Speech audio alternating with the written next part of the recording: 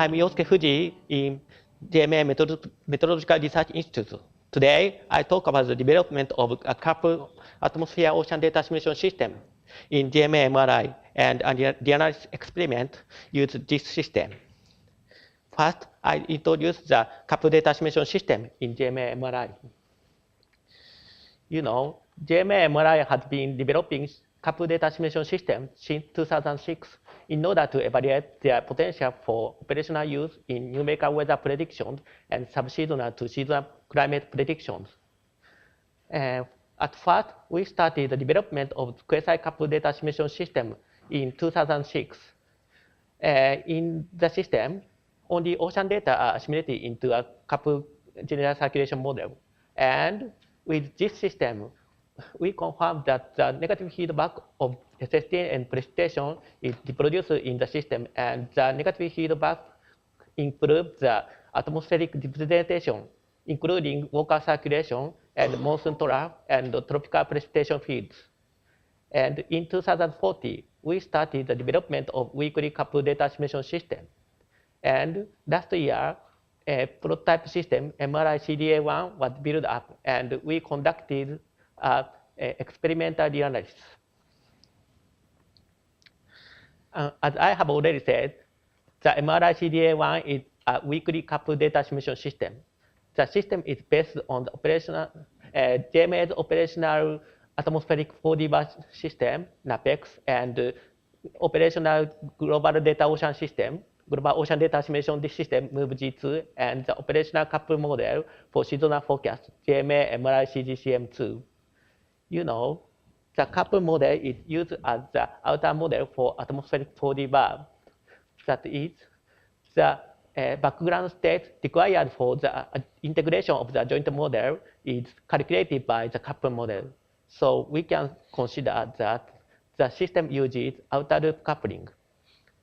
And it should be noted that the atmospheric model in the coupled model is different from the model in NAPEX 4D, atmospheric 4D bar system. You know, the coupled model is adjusted for seasonal forecasts, and the flux bulk formula is replaced to core 3.0. And the system uses different intervals for data assimilation cycle of the atmosphere and ocean. You know, the 6-hour cycle is used for atmosphere, and 10-day cycle is used for the ocean. So why do we use a longer assimilation cycle for ocean fields?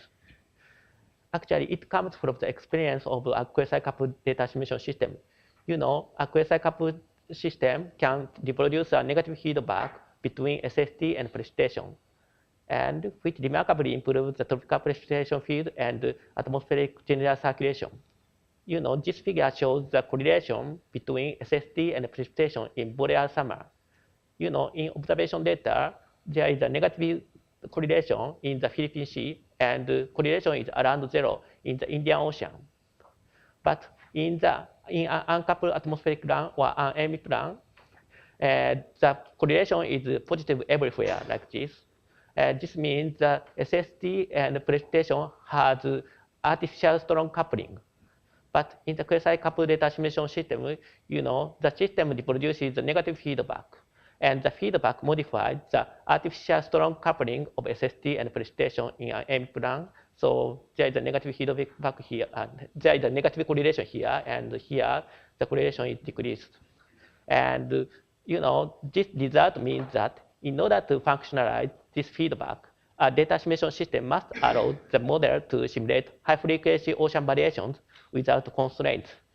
From this consideration, we adopt a 10-day assimilation interval for the ocean fields in MRI CDA1. And this is the system flow of MRI CDA1. You know, the ocean 3D bar results are inserted into the coupled model by IAU scheme with 10-day interval. But the model integration in the IAU scheme is substituted by the alternate integration of coupled model and atmospheric 4D bar system. And you know, atmospheric 4D bar results are used as the initial conditions of the coupled model every 6 hours. On the other hand, the couple model passes the SST and background state to the atmospheric 4D bar system every 6 hours. And atmospheric 4D bar are performed twice from day 0 to day 5 here. So this scheme is more time consuming than a conventional sequential scheme. And we compare the result of coupled data assimilation reanalysis with Data 55. You know, we conducted a coupled reanalysis using MRI-CDA1 from 28th October 2030 to 31st December 2050. And this reanalysis data is separated into 2 streams. And you know, Data 55 or Data is the JMA's atmospheric realized data by 4D bar. And it is noted that the model and 4D bar scheme in Data is different from those in the CDA. In particular, the flux formula are different from that in the CGCM. And we also use the observational precipitation map of CMAP and GPCP as reference data. And these figures show the difference of the comparison of sea surface heat flux. You know, these figures show the net heat flux in CDA and in Data You know, in Data the net heat flux is overestimated like this. It's already Jim introduced about the Data and he pointed out about this. And actually, these figures show the difference of each component: long wave, short wave, latent heat, and sensible heat. You know, and Data has excess latent heat flux, as often pointed out, and as a result, the net heat flux is overestimated. But in the CDA analysis, the excess latent heat flux is effectively suppressed like this. So consequently, the oceanic heat budget is much improved in the CDA reanalysis. And these figures show the comparison of precipitation. This is CDA, and this is Data and GPCP and CMAP. You know, in Data there is excess rainfall in the tropical region, especially in ITCZ, like this. And however, in the CDA, excess precipitation in the tropics in Data is suppressed, effectively suppressed in CDA. And actually, the climatology of precipitation is much improved like this. And this tendency is also clear in other seasons. And also, we can see double ITCZ structure in Data and this structure is weakened in CDA. And this figure shows the root mean square errors of precipitation against CMAP pentat data. Here, biases are removed from both reanalyses. You know, CDA reduces root mean square of precipitation, particularly in tropics, in the western and eastern and central Equatorial Pacific and the Indian Ocean and tropical Atlantic. And this improvement may be caused by the improvement of the atmospheric model that is tuning for the seasonal predictions, or by representing coupled physics such as negative feedback between SST and precipitation in the CDA system. And this figure shows the anomaly correlation coefficient score of precipitation against CMAP pentat data. You know, this figure shows the distribution of ACC map. And distribution of ACC score in CDA is very similar to that of Data So the score, the accuracy is maybe similar. But if we take the difference, you know, the large negative impact can be seen over the continent like this. It should be improved. But over the ocean, positive impacts are generally dominant in ocean areas.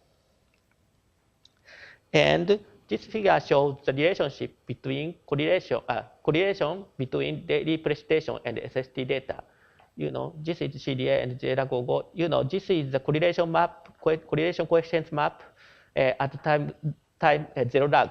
You know, the correlation map of CDA is similar to that of Data And the negative correlation in the Western tropical tropical North Pacific around here is intensified in coupled data assimilation system. And this figure shows the change of correlation coefficients against the time lag. And the correlation coefficient decreases before the lag 0 here.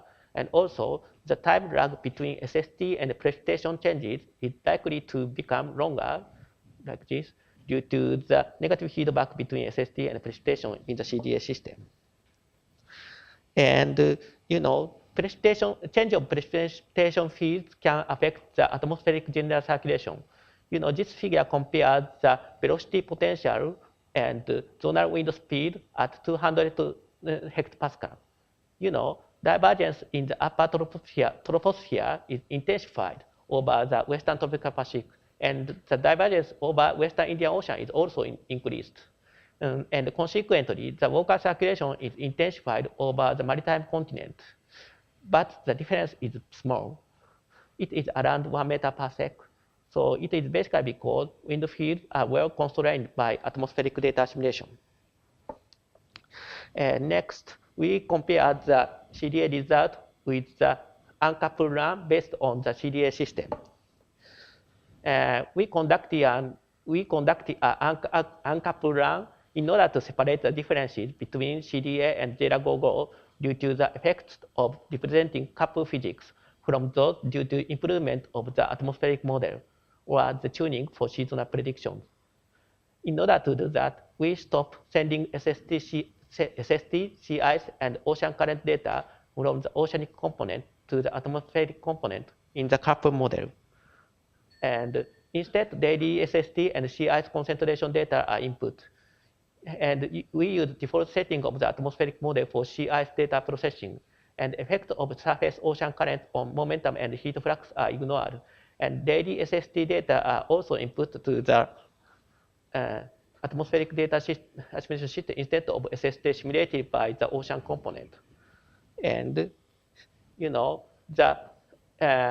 we de-evaluate the latent heat flux. JLA-GOGO, CDA improved JLA-GOGO like this, but the difference between coupled data assimilation and uncoupled run is small, much smaller. So this small difference between CDA and uncoupled run indicates that the reduction of the latent heat in CDA is due to the improvement of the atmospheric model or replacement of the direct replacement of the bulk formula. And there is a negative feedback here, so CI treatment is likely inadequate in the uncoupled run. And this figure shows the precipitation field. In JLA-GOGO we have excess rainfall here, but the excess rainfall is not seen in the uncoupled run like this. And so excess rainfall is suppressed due to the model improvement in the CDA run here. And however, there are still systematic difference between CDA and uncoupled run. We can see the northward shift here of ITCZ in CDA. And this figure shows evaluation against CMAP pentat data. CDA improved the absolute value of biases of in JLA-GOGO like this.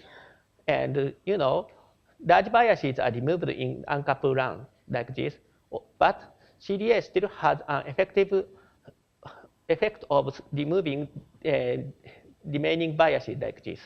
And CDA reduces RMC from uncoupled run in the tropical Atlantic and Nino 3 region and in tropical Indian Ocean like this.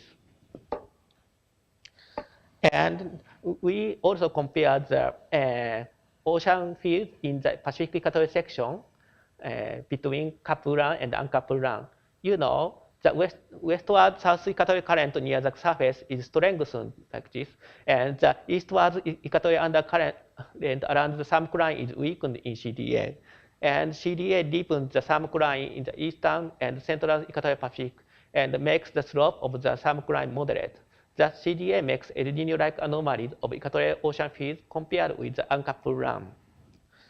And this figure compares the surface zonal wind stress field And in CDA, zonal wind stress becomes more eastward at the eastern and central Equatorial Pacific because the effect of the ocean current speed on the relative wind velocity is considered. And this difference of the wind stress field induces the El Nino-like ocean anomalies in the Equatorial Pacific. And the difference also likely to strengthen the eastern trade wind like this in the Equatorial Pacific. And summary, GMA MRI has developed a weakly coupled data assimilation system, MRI CDA1, and we conducted an experimental reanalysis with the system. And the excess-dated heat flux found in JLA-GOGO is suppressed in CDA mainly due to the replacement of the flux bulk formula. And excess rainfall in the tropics in JLA-GOGO is also suppressed in CDA. It is mainly due to the improvement of the atmospheric model, although representing coupling physics in CDA likely has potential for reducing the precipitation errors. And in CDA, the surface ocean current speed is considered in estimation of the wind stress field. This effect induces a linear-like anomaly in the Equatorial Pacific Ocean field in CDA reanalysis, while the easterly trade winds are intensified. That's all. Thank you for your attention.